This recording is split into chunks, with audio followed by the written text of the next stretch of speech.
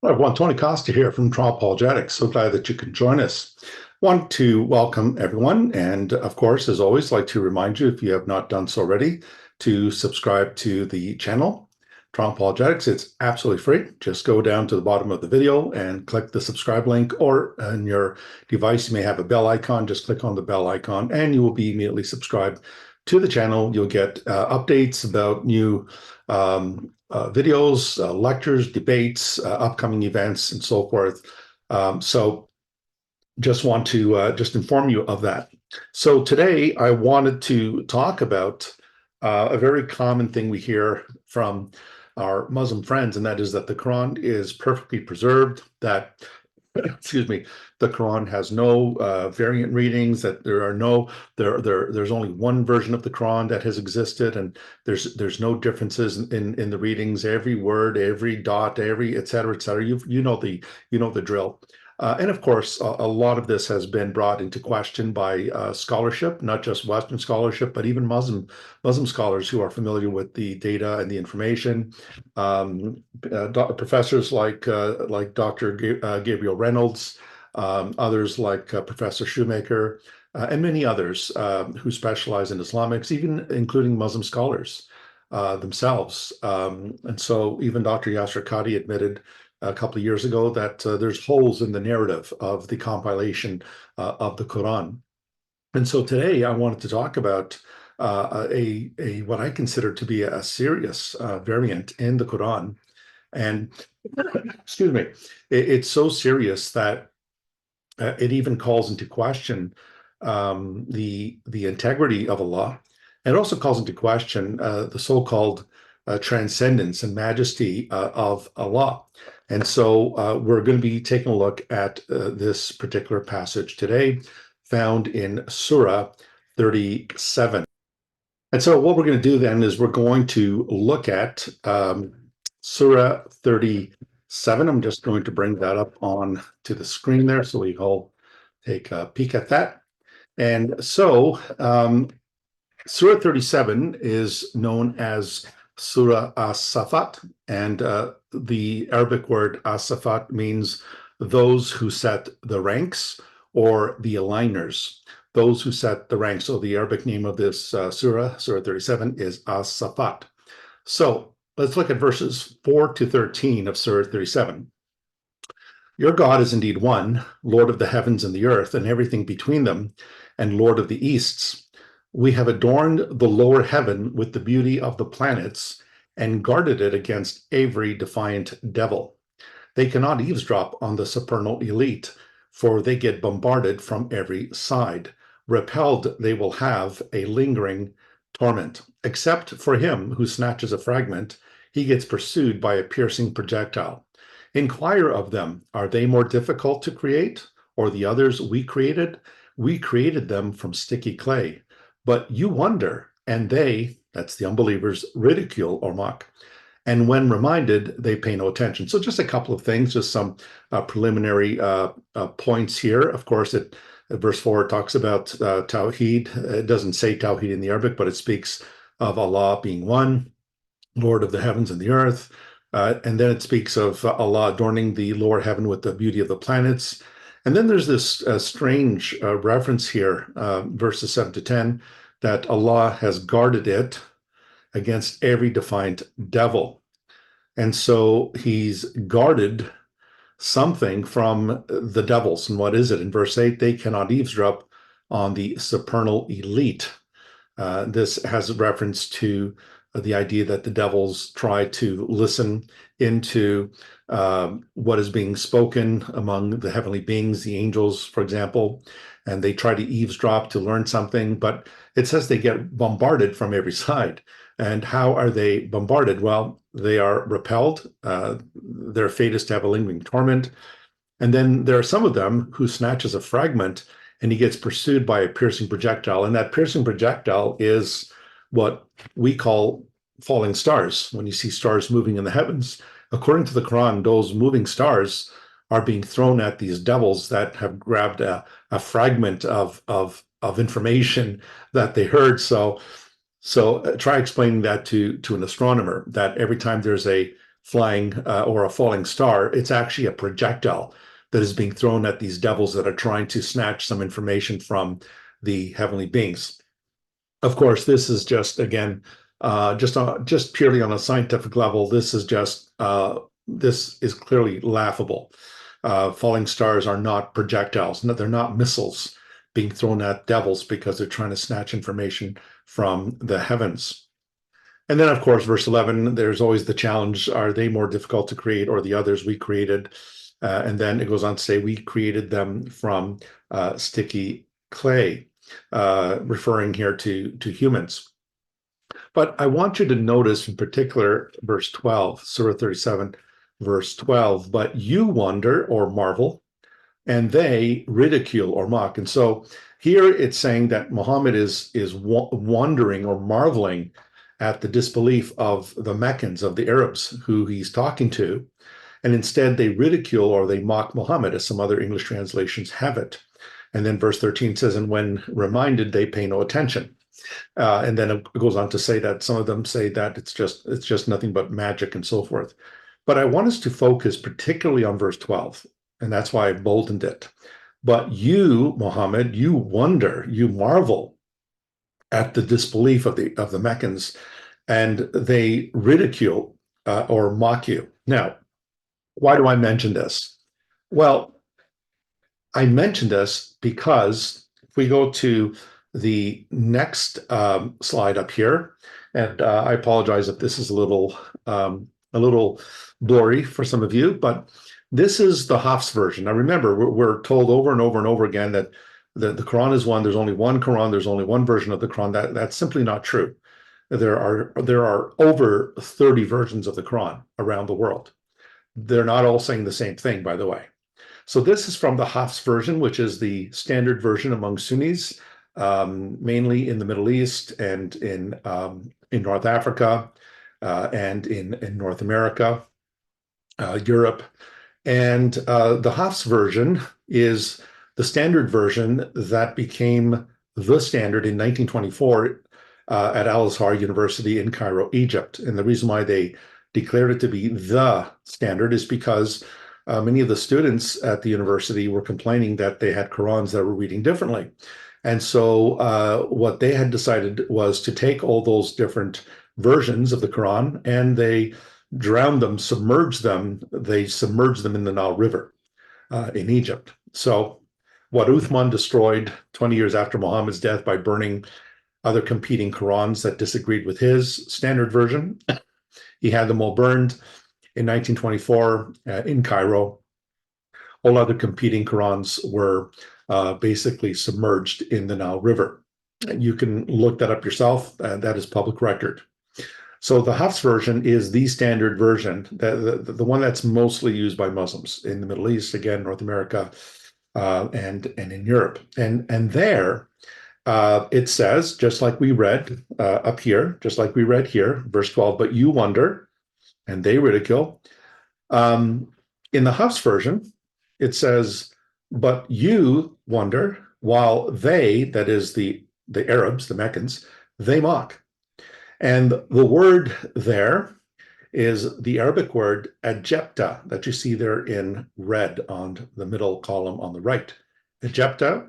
And if you look at the text of the Quran, you will notice there the word underlined in red is the word ajepta. Now, this is a verb with a second person masculine singular suffix. And so that letter there that you see at the end, remember Arabic, like Hebrew, is read from right to left. And so if you look at the last letter at the very end, that is the ta, the letter ta.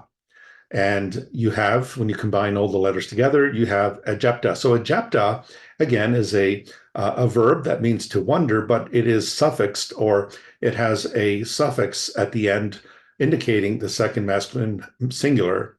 And that's why it's translated, but you, Muhammad, you, second person singular, you wonder while they mock.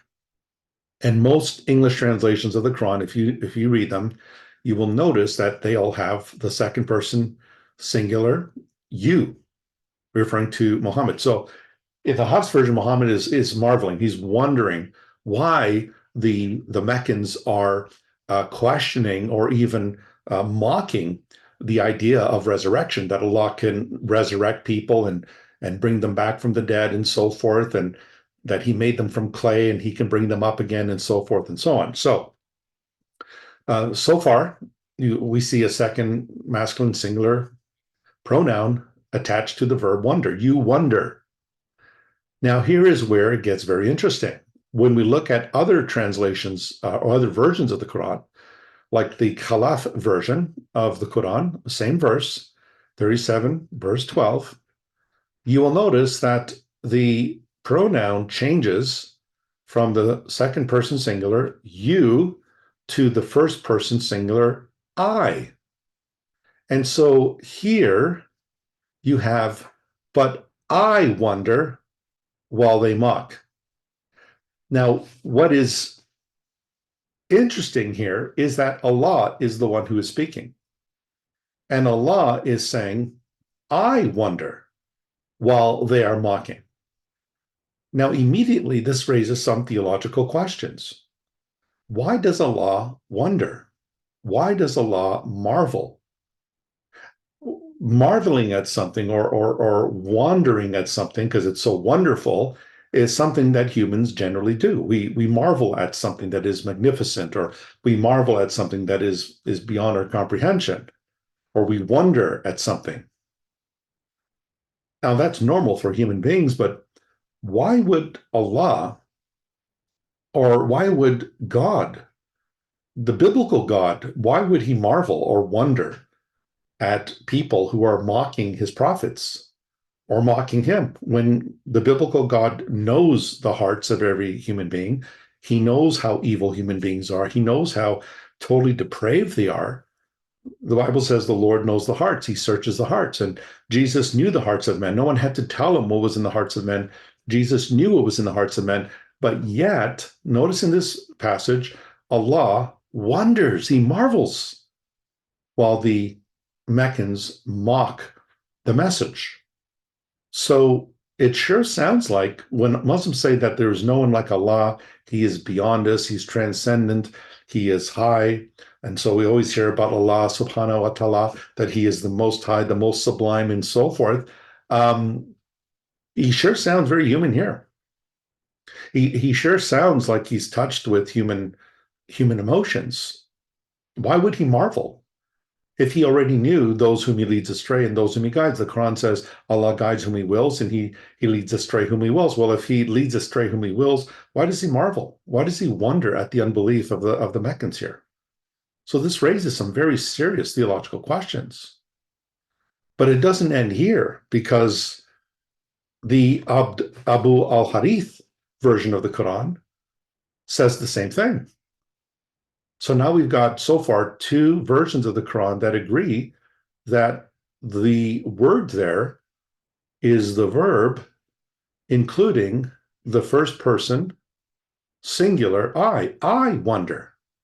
So once again, the person who's speaking here in this version, Abu al-Harith, is Allah. I wonder while they mock.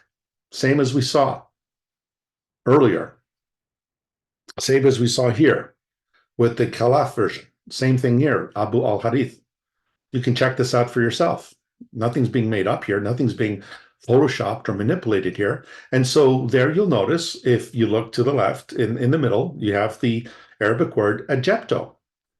Now remember, in the Hafs, it's ajepta. You wonder. But in the Khalaf version and in the Abu al-Harith, it's ajepto. And so the second person singular and the first person singular are not the same words. If I say, you are my friend, and I say, I am my friend, well, first of all, that is meaningless. That doesn't mean anything. But you and I are two different things.